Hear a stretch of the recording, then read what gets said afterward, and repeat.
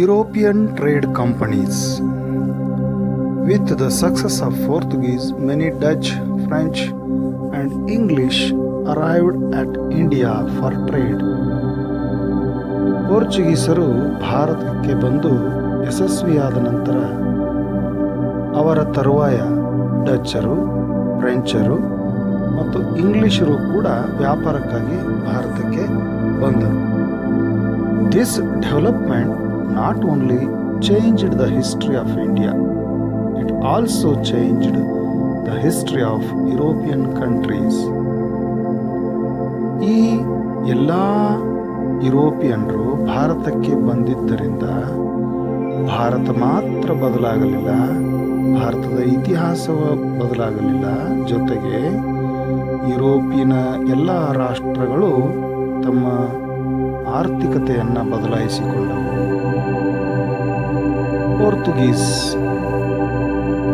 Portuguese were the first to arrive at India for the trade and were also the last to leave India on the sea route. ಪೋರ್ಚುಗೀಸರು ಭಾರತಕ್ಕೆ ಬಂದಂಥ ಮೊದಲಿಗರು. ಅಷ್ಟೇ ಅಲ್ಲ, ಭಾರತವನ್ನು ಬಿಟ್ಟು ತೊಲಗಿದವರು ಕೂಡ ಕೊನೆಯಲ್ಲಿ ಅವರೇ. After Vasco da Gama, Francisco de Almeida arrived in India as the Viceroy of Portuguese. ಪೋರ್ಚುಗೀಸರ Vasco ಡ ಗಾಮನ ನಂತರ ಫ್ರಾನ್ಸಿಸ್ಕೋ ಡಿ ಆಲ್ಮಿಡಾ ಭಾರತಕ್ಕೆ ವ್ಯಾಪಾರವನ್ನು ವಿಸ್ತರಿಸಲಿಕ್ಕೆ ಪೋರ್ಚುಗೀಸರ ವೈಸ್ರಾಯ್ ಆಗಿ ಬಂದನು. He implemented blue water policy in order to establish the supremacy over the sea instead of supremacy over the lands.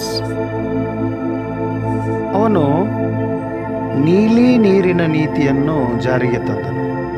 ಇದಕ್ಕೆ ಕಾರಣ ಅರಬ್ಬರನ್ನು ಸಮುದ್ರ ವ್ಯಾಪಾರದಲ್ಲಿ ನಿಯಂತ್ರಿಸಲು, ಜೊತೆಗೆ ಭಾರತದಲ್ಲಿ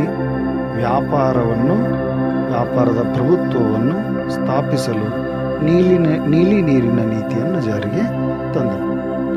Alfonso de Albuquerque, who came after ಆಲ್ಮಿಡಾನ ನಂತರ ಬಂದಂಥವನು Alfonso de Albuquerque, is considered as the real founder of a Portuguese empire in India. ಭಾರತದಲ್ಲಿ ಪೋರ್ಚುಗೀಸರ ನಿಜವಾದ ಸಾಮ್ರಾಜ್ಯವನ್ನು ಸ್ಥಾಪಿಸಿದವನು Alfonso de Albuquerque. He waged a battle against the Sultan of Bijapur in 1510 and owned Goa. ಅಷ್ಟೇ ಅಲ್ಲ, ಆತ ಬಿಜಾಪುರದ ಸುಲ್ತಾನನ ವಿರುದ್ಧ ಸೆಡ್ಡು ಹೊಡೆದು ಸುಲ್ತಾನನು ವಶಪಡಿಸಿಕೊಂಡ ಗೋವೆಯನ್ನು 1510ರಲ್ಲಿ ಪೋರ್ಚುಗೀಸರು ವಶಪಡಿಸಿಕೊಂಡರು. Goa became the administrative center of Portuguese administration in India.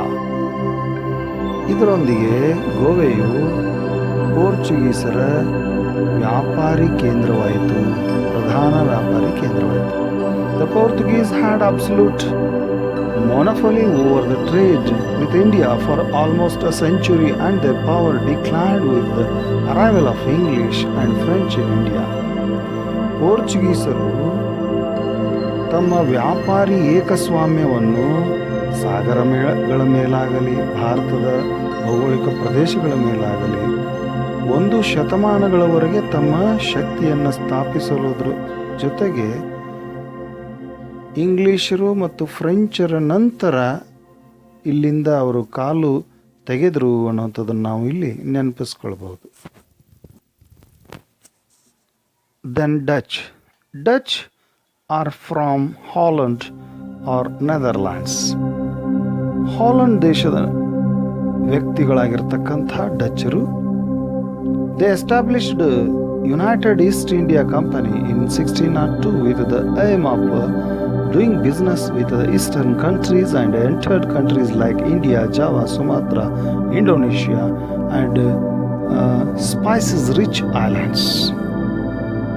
ಡಚ್ಚರು 1602ರಲ್ಲಿ ತಮ್ಮ ಕಂಪನಿಯನ್ನು, ಈಸ್ಟ್ ಇಂಡಿಯಾ ಕಂಪನಿಯನ್ನು ಸ್ಥಾಪಿಸುವುದರ ಮೂಲಕ ಅವರು ತಮ್ಮ ವ್ಯಾಪಾರವನ್ನು ಯಾವ ದೇಶಗಳಿಗೆ ವಿಸ್ತರಿಸಿದರು ಅಂದರೆ ಇಂಡಿಯಾ, ಜಾವಾ, ಸುಮಾತ್ರಾ, ಇಂಡೋನೇಷ್ಯಾ ಮತ್ತು ಸಾಂಬಾರು ಪದಾರ್ಥಗಳು ದೊರೆಯುವ ಇನ್ನಿತರೆ ಎಲ್ಲ ದ್ವೀಪಗಳಿಗೂ ಕೂಡ ತಮ್ಮ ವ್ಯಾಪಾರವನ್ನು ವಿಸ್ತರಿಸಿದರು. They established warehouses in Surat, Broach, Cambay, Cochin, Nagapattinam, Machilipatnam and Chinsurah and other places in India. ಅವರು ತಮ್ಮ ವ್ಯಾಪಾರಿ ಮಳಿಗೆಗಳನ್ನು ಎಲ್ಲೆಲ್ಲಿ ಸ್ಥಾಪಿಸಿದರು ಅಂದರೆ ಸೂರತ್, ಬ್ರೋಚ್, ಕಾಂಬೆ, ಕೊಚ್ಚಿನ್, ನಾಗಪಟ್ಟಣಂ, ಮಚಲಿಪಟ್ಟಣಂ ಮತ್ತು ಚಿನ್ಸೂರ್ ಇನ್ನೂ ಇತರೆ ಪ್ರದೇಶಗಳಲ್ಲಿ ಭಾರತದಲ್ಲಿ ಅವರು ತಮ್ಮ ವ್ಯಾಪಾರಿ ಮಳಿಗೆಗಳನ್ನು ಸ್ಥಾಪಿಸಿದರು. With this they broke the monopoly of the Portuguese in India. ಇದರೊಂದಿಗೆ ಭಾರತದಲ್ಲಿ ಅವರು ಏಕಸಾಮ್ಯತ್ವವನ್ನು ಸ್ಥಾಪಿಸಿದರು. Later unable to face competition from English and French, Dutch limited themselves to spice rich islands. ಆದರೆ ಕೆಲವು ಕಾಲದ ನಂತರ ಅವರು ಭಾರತದಲ್ಲಿನ ಇಂಗ್ಲಿಷರು, ಫ್ರೆಂಚರು ಜೊತೆಗೆ ಸ್ಪರ್ಧಿಸಲಾರದೆ ತಮಗೆ ಬೇಕಾದಂಥ ಸಾಂಬಾರು ಪದಾರ್ಥಗಳನ್ನು ಹುಡುಕುತ್ತಾ ಏಷ್ಯಾದ ಇತರೆ ರಾಷ್ಟ್ರಗಳನ್ನು ಸಂಪರ್ಕಿಸಿದರು. Now let us study about English East India Company. English in 1600, December 31, Queen Elizabeth issued a royal charter authorizing East India Company to trade with the eastern countries for 15 years. ಮುಂದಿನ 15 ವರ್ಷಗಳವರೆಗೆ ಪೂರ್ವಾತ್ಯ ರಾಷ್ಟ್ರಗಳೊಡನೆ ವ್ಯಾಪಾರವನ್ನು ಮಾಡಲಿಕ್ಕೆ ಇಂಗ್ಲಿಷ್ ಈಸ್ಟ್ ಇಂಡಿಯಾ ಕಂಪನಿ 1600ರಲ್ಲಿ December 31ರಂದು Elizabeth ರಾಣಿಯ ಒಂದು ಕಾಯ್ದೆಯೊಂದಿಗೆ ಅಸ್ತಿತ್ವಕ್ಕೆ ಬಂದಿತು. The company started the business formally in 1613. 1613ರಲ್ಲಿ ಕಂಪನಿಯು ತನ್ನ ವ್ಯಾಪಾರವನ್ನು ಪ್ರಾರಂಭ ಮಾಡಿತು ವಿದ್ಯುಕ್ತವಾಗಿ. The Mughal Emperor Jahangir issued a royal permission to English to establish their first warehouse of a factory at Surat. Mughal ದೊರೆಯಾಗಿರ್ತಕ್ಕಂಥ ಜಹಾಂಗೀರನು ಇವರಿಗೆ ವ್ಯಾಪಾರಿ ದಸ್ತಕಗಳನ್ನು ಮತ್ತು ತಮ್ಮ ವ್ಯಾಪಾರಿ ಮಳಿಗೆಗಳನ್ನು ಸೂರತ್ನಲ್ಲಿ ಪ್ರಾರಂಭಿಸಲಿಕ್ಕೆ ಮೊದಲಿಗೆ ಪರವಾನಗಿಯನ್ನು ನೀಡಿದರು. In 1617, Sir Thomas Roe arrived at the court of Jahangir as the royal ambassador from the court of James I. ಇಂಗ್ಲೆಂಡಿನ ಜೇಮ್ಸ್ ಫಸ್ಟ್ ಆಸ್ಥಾನಿಕ ಒಬ್ಬ ರಾಯಭಾರಿಗಿರ್ತಕ್ಕಂಥ ಸರ್ ಥಾಮಸ್ ರೋ ಜಹಾಂಗೀರನ ಆಸ್ಥಾನಕ್ಕೆ ಭೇಟಿ ಕೊಟ್ಟಿದ್ದನ್ನು ನಾವಿಲ್ಲಿ ಸ್ಮರಿಸಬಹುದು. He sought a permission from Jahangir to establish factories in other places of Mughal Empire. ಅವನು ಭಾರತಕ್ಕೆ ಬಂದಿರೋ ಉದ್ದೇಶ ಇಷ್ಟೇ, ಮೊಘಲ್ ರಾಜ್ಯದ ಸಾಮ್ರಾಜ್ಯಕ್ಕೊಳಪಟ್ಟಂತಹ ಇತರೆ ಪ್ರದೇಶಗಳಲ್ಲಿ ಇಂಗ್ಲಿಷರು ತಮ್ಮ ವ್ಯಾಪಾರವನ್ನು ಸ್ಥಾಪಿಸಲಿಕ್ಕೆ ಬೇಕಾದಂಥ ಪರವಾನಗಿಯನ್ನು ಪಡೆದುಕೊಳ್ಳಲು. English established the factory in Agra, Ahmedabad and Broach. ಇಂಗ್ಲಿಷರು ತಮ್ಮ ವ್ಯಾಪಾರಿ ಫ್ಯಾಕ್ಟರಿಗಳನ್ನು ಆಗ್ರಾ, ಅಹಮದಾಬಾದ್ ಮತ್ತು ಬ್ರೋಚ್ನಲ್ಲಿ ಪ್ರಾರಂಭಿಸಿದರು. In 1639, English took Madras from the king of Chandragiri and established a strong fort named Saint Fort George. ಇಂಗ್ಲಿಷರು ಮದ್ರಾಸನ್ನು Chandragiri ರಾಜನಿಂದ ವಶಪಡಿಸಿಕೊಂಡರು. ಜೊತೆಗೆ ಅದಕ್ಕೆ ಬಲಿಷ್ಠವಾದ ಕೋಟೆಯನ್ನು ನಿರ್ಮಾಣ ಮಾಡಿ ಅದಕ್ಕೆ ಸೇಂಟ್ ಜಾರ್ಜ್ ಫೋರ್ಟ್ ಅಂತ ನಾಮಕರಣ ಮಾಡಿದರು. Later Charles II, the Prince of England, gave a Bombay as the annual rent of £10 a year to East India Company in 1668. ತದನಂತರ ಇಂಗ್ಲೆಂಡಿನಲ್ಲಿ ಅಧಿಕಾರಕ್ಕೆ ಬಂದಂಥ ಎರಡನೇ ಚಾರ್ಲ್ಸ್ ದೊರೆಯು ಬಾಂಬೆಯನ್ನು ಬಾಡಿಗೆಗಾಗಿ ಅಂದರೆ ಕೇವಲ 10 ಪೌಂಡುಗಳಿಗಾಗಿ ಈಸ್ಟ್ ಇಂಡಿಯಾ ಕಂಪನಿಗೆ 1668ರಲ್ಲಿ ನೀಡಿದನು. In 1690, the English purchased 3 villages, namely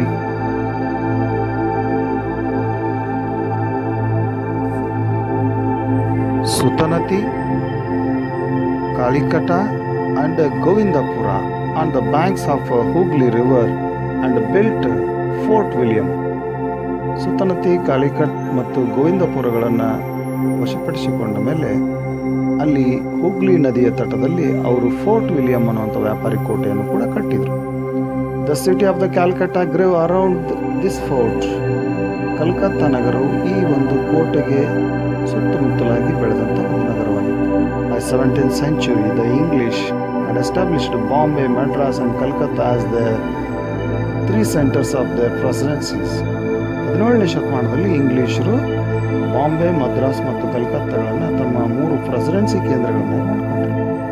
By the later part of 18th century the English made Calcutta as the capital city.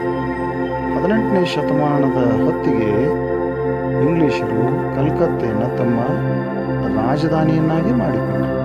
They implemented their own civil and criminal procedure codes in the areas that were under their control. ಯಾವ ಭಾರತದ ಭೂಭಾಗದ ಪ್ರದೇಶಗಳು ಅವರ ಹದ್ದುಬಸ್ತಿನಲ್ಲಿದ್ದವೋ ಅಲ್ಲೆಲ್ಲ ತಮ್ಮ ಕಾನೂನುಗಳನ್ನು, ಅಪರಾಧ ಸಂಹಿತೆಗಳನ್ನು ಜಾರಿಗೊಳಿಸಿದರು. Let us study about French. French East India Company started as the government-owned company in 1664. French East India ಕಂಪನಿಯು ಖಾಸಗಿ ಕಂಪನಿಯಾಗಿ 1664ರಲ್ಲಿ ಪ್ರಾರಂಭಿಸಲ್ಪಟ್ಟಂಥ ಒಂದು ಕಂಪನಿಯಾಗಿತ್ತು. It started its first factory in Surat in the year 1668. ಅದು ತನ್ನ ಮೊದಲ ಫ್ಯಾಕ್ಟ್ರಿಯನ್ನಾಗಿ ಸೂರತ್ನಲ್ಲಿ 1668ರಲ್ಲಿ ಪ್ರಾರಂಭಿಸಿತು. Later they established its factories in Machilipatna, Chandranagur, Mahe, Karaikal, Kasim Bazar, Balsur. ತದನಂತರದಲ್ಲಿ ಅವರು ತಮ್ಮ ವ್ಯಾಪಾರಿ ಕೋಟೆಗಳನ್ನು ಮಚಿಲಿಪಟ್ಟಣದಲ್ಲಿ, ಚಂದ್ರನಾಗೂರದಲ್ಲಿ ಮತ್ತು ಮಾಹೆ, ಕಾರೈಕಲ್, ಕಾಸಿಂ ಬಜಾರ್, ಬಾಲ್ಸೂರ್ಗಳಲ್ಲಿ ಕೂಡ ಸ್ಥಾಪನೆ ಮಾಡಿದರು. In 1674 the French took Valikandapuram from local Muslim official and development as a major trade center. ಇಲ್ಲಿ ನಾವು ನೆನಪಿಡಬೇಕಾದಂಥ ಅಂಶ 1674ರಲ್ಲಿ ಫ್ರೆಂಚರು ವಾಲಿಕಂಡಪುರಂ ಅನ್ನು ವಶಪಡಿಸಿಕೊಂಡರು ಅಥವಾ ಪಡೆದುಕೊಂಡರು. ಯಾರಿಂದ? ಅಲ್ಲಿರುವಂತಹ ಸ್ಥಳೀಯ ಮುಸ್ಲಿಂ ಅಧಿಕಾರಿಯೊಬ್ಬನಿಂದ. That center is the Pondicherry or Puducherry. ಆ ಒಂದು ಕೇಂದ್ರ ಪಾಂಡಿಚೇರಿ, ಪುದುಚೇರಿಯಾಗಿ ಪರಿವರ್ತನೆ ಆಯಿತು. Dupleix, who arrived in Pondicherry as the Governor General of French, had the high ambitions of establishing the French as the major power in South India. ಭಾರತದಲ್ಲಿ ಫ್ರೆಂಚರ ಪ್ರಾಬಲ್ಯವನ್ನು ಸ್ಥಾಪಿಸಲಿಕ್ಕೋಸ್ಕರ, ಫ್ರೆಂಚರ ಗುರಿ ಉದ್ದೇಶಗಳನ್ನು ಸಾಧಿಸಲಿಕ್ಕೋಸ್ಕರ ಬಂದಂಥ ಒಬ್ಬ ಗವರ್ನರ್, ಫ್ರೆಂಚ್ ಗವರ್ನರ್ ಡೂಪ್ಲೆ ಆಗಿದ್ದ. This ambition led to the Carnatic wars with the English. ಈ ಒಂದು ಮಹತ್ವಾಕಾಂಕ್ಷೆ, ಡೂಪ್ಲೆನ ಮಹತ್ವಾಕಾಂಕ್ಷೆ ಭಾರತದಲ್ಲಿ ಬ್ರಿಟಿಷರಿಗೂ ಮತ್ತು ಫ್ರೆಂಚರಿಗೂ ಯುದ್ಧಗಳಾಗಲಿಕ್ಕೆ, ಕರ್ನಾಟಿಕ್ ಯುದ್ಧಗಳಾಗಲಿಕ್ಕೆ ಕಾರಣವಾದಂಥ ಅಂಶ. ನಮಸ್ಕಾರ.